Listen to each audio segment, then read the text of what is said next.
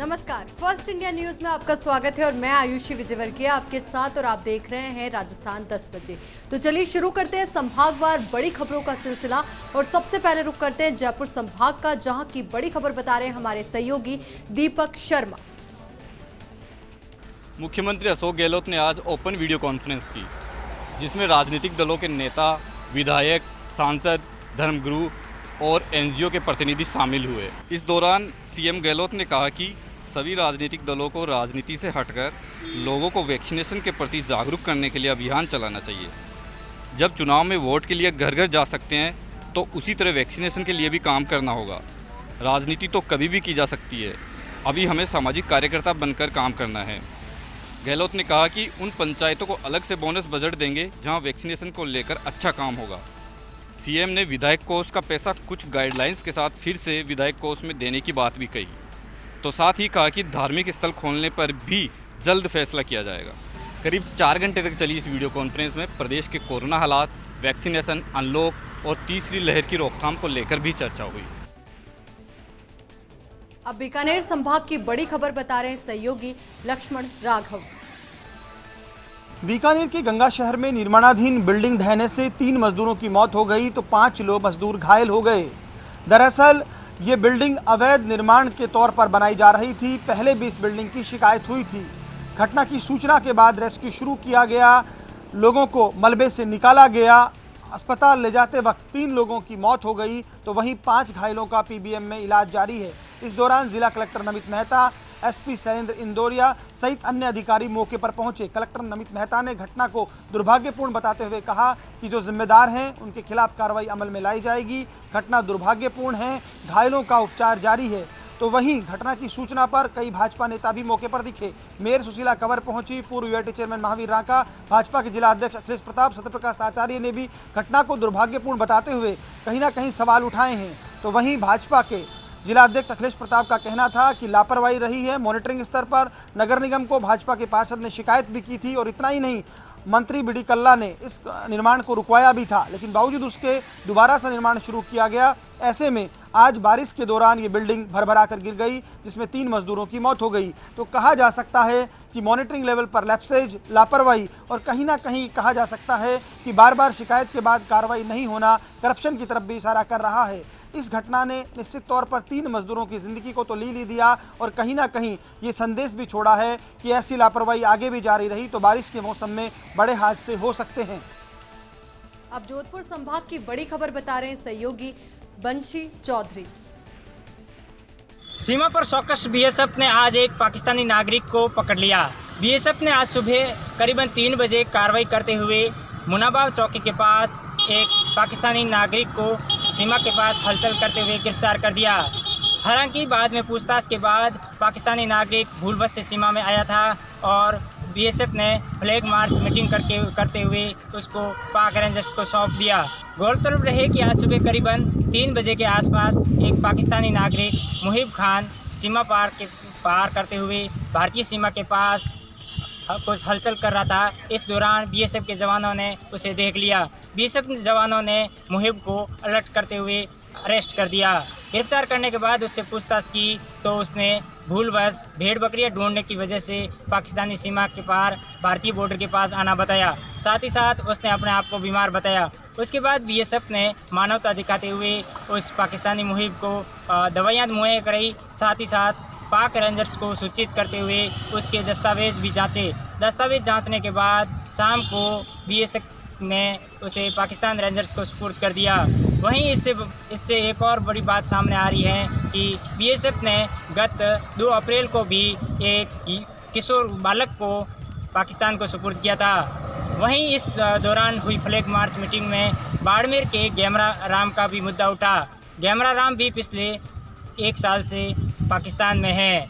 ऐसे में ये भी बात भारतीय बीएसएफ रेंजर्स ने उठाई कि उसको रिहा किया जाए, लेकिन पाक रेंजर्स की ओर से बताया गया कि उसके दस्तावेजी जांच और जांच पड़ताल बाकी है, तब तक उसको रिहा नहीं किया जा सकता।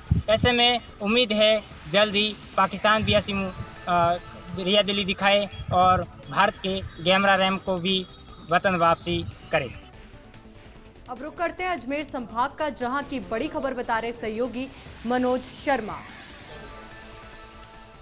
बाइक सवार युवक पर धारदार हथियार से हमला करने के मामले में सदर थाना पुलिस ने एक बड़ी कार्रवाई करते हुए 7 आरोपियों को गिरफ्तार करने में सफलता हासिल की है, जबकि इसी मामले में एक बाल अपचारी को भी निरुद्ध किया गया है। जिला पुलिस अधीक्षक ओम प्रकाश ने बताया कि घटना के बाद पुलिस सूचना मिलते ही मौके पर पहुंची और घायल को शहादत अस्पताल में भर्ती कराया, जहां से उसे जयपुर के लिए रेफर कर दिया गया और परिजन उसे एक निजी अस्पताल में ले गए, जहां उसका उपचार चल रहा है और हालत भी खतरे से बाहर बताई जा रही है। घटना के पीछे पुरानी रंजिश बताई जा रही है। जिला पुलिस अधीक्षक ने बताया कि गिरफ्तार करने के लिए एएसपी सुभाष मिश्रा व सीओ सिटी चंद्र सिंह रावत के नेतृत्व में टीमें गठित की गई और घटना के समय बाइक पर 2 युवक सवार थे, जिसमें से एक युवक जान बचाने की डर से भाग गया था, जो पुलिस के सामने आया और उसने एक आरोपी की पहचान बताई, जिसे गिरफ्तार कर लिया गया और उसी की निशानदेही पर अन्य आरोपियों को गिरफ्तार कर लिया गया है। फिलहाल सभी आरोपियों से पूछताछ की जा रही है।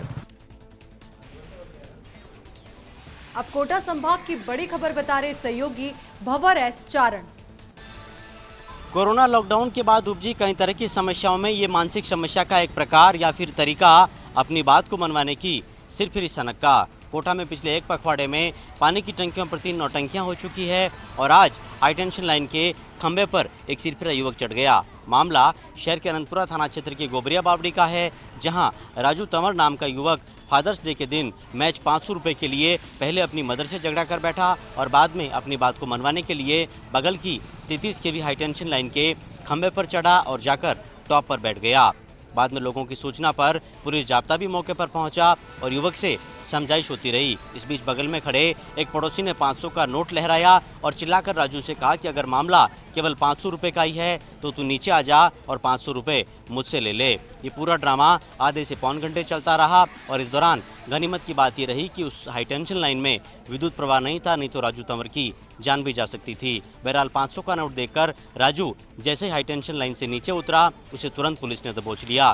पुलिस के मुताबिक राजू तंवर मजदूरी करता है, शराबी प्रवृत्ति का है, किसी से 500 रुपये उधार लिए थे और चुकाने के लिए मां से पैसे मांग रहा था।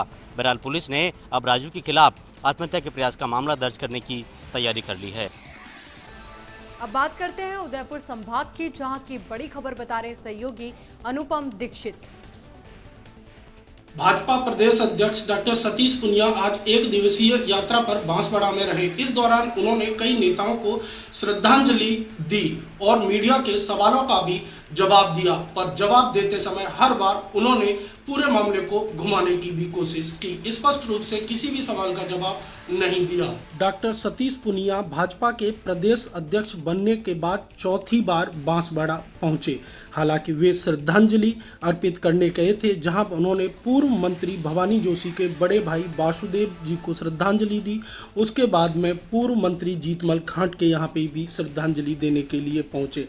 हालांकि बांसवाड़ा में उनसे पत्रकारों ने सवाल किए तो उन्होंने जवाब भी दिए। उन्होंने कुशलगढ़ विधायक को लेकर मामला पूरी तरह जानकारी में नहीं होने की बात कहकर पूरे मामले को टाल दिया। वहीं पूर्व मुख्यमंत्री के द्वारा पार्टी के समकक्ष संगठन खड़े करने पर उन्होंने कहा कि यह गलत है, कि ऐसा नहीं करना चाहिए। हालांकि उन्होंने पूर्व मुख्यमंत्री का नाम नहीं लिया, जबकि सचिन पायलट को भाजपा में शामिल करने के सवाल पर भी वह गोलमोल जवाब देते दिखे। उन्होंने कहा यह भविष्य का सवाल है। इसके साथ ही बताते चले पुनिया लगभग 6 घंटे देरी से पहुंचे। पत्रकारों ने जब उनसे सवाल किया कि पूर्व मुख्यमंत्री के द्वारा पार्टी के समकक्ष संगठन खड़े किए जा रहे हैं, तो इस पर उन्होंने पूर्व मुख्यमंत्री का नाम लिए है बिना ही कहा कि यह पार्टी आला कमान देख रहा है और समय रहते निर्णय होगा। उन्होंने एक भी बार नाम नहीं लिया। जब उनसे पूछा गया कि कुशलगढ़ विधायक पर यह आरोप लगे हैं कि उन्होंने एक हेड कांस्टेबल को थप्पड़ मारा है, तो उन्होंने मामले की जानकारी होने से ही इनकार कर दिया। सिर्फ इतना कहा कि किसी भी जनप्रतिनिधि को ऐसा नहीं करना चाहिए। वहीं सचिन पायलट को बीजेपी में शामिल करने के सवाल पर यह बात कहकर चल दिए कि यह भविष्य का सवाल है और भविष्य में ही पता चलेगा कि आखिर कौन किसे और किस पार्टी में शामिल करेगा। अब भरतपुर संभाग की बड़ी खबर बता रहे सहयोगी मनोज जैन। मंडरायल क्षेत्र में चंबल नदी के रहू घाट पर एक युवक की नहाने के दौरान मौत हो गई। मृतक युवक करौली निवासी आकाश था, जो अपने परिचितों के साथ चंबल नदी पर गया था। नहाने के दौरान हादसा हुआ और वह डूब गया। पुलिस ने पोस्टमार्टम कराने के बाद शव परिजनों को सौंप दिया। मंडरायल थाना पुलिस के अनुसार मृतक आकाश अपने कुछ परिचितों के साथ गंगा दशहरे पर चंबल नदी के रहू घाट पर पहुंचा था। इस दौरान कुछ युवक किनारे थे तो कुछ नहाने लगे। आकाश और उसका एक साथी पिंटू गहरे पानी में चला गया। दोनों को डूबता देख लोगों ने प्रयास किया और इस दौरान पिंटू को बचा लिया गया, जबकि आकाश गहरे पानी में चला गया। मौके पर लोगों की भीड़ लग गई। स्थानीय गोताखोर पहुंचे और पुलिस ने गोताखोरों की मदद से काफ़ी मशक्कत के बाद युवक को निकाला, लेकिन तब तक उसकी मौत हो चुकी थी। मृतक युवक के शव को मंडरायल अस्पताल ले जाया गया, जहां परिजन पहुंचे और शव को देखकर बिलख पड़े। उधर घटना पर कलेक्टर सिद्धार्थ सिहाग, एसपी मृदुल कछावा ने संवेदना व्यक्त करते हुए आगामी दिनों में शुरू हो रही बारिश को लेकर जिले वासियों से जल भराव वाले क्षेत्रों में नहीं जाने की अपील की है।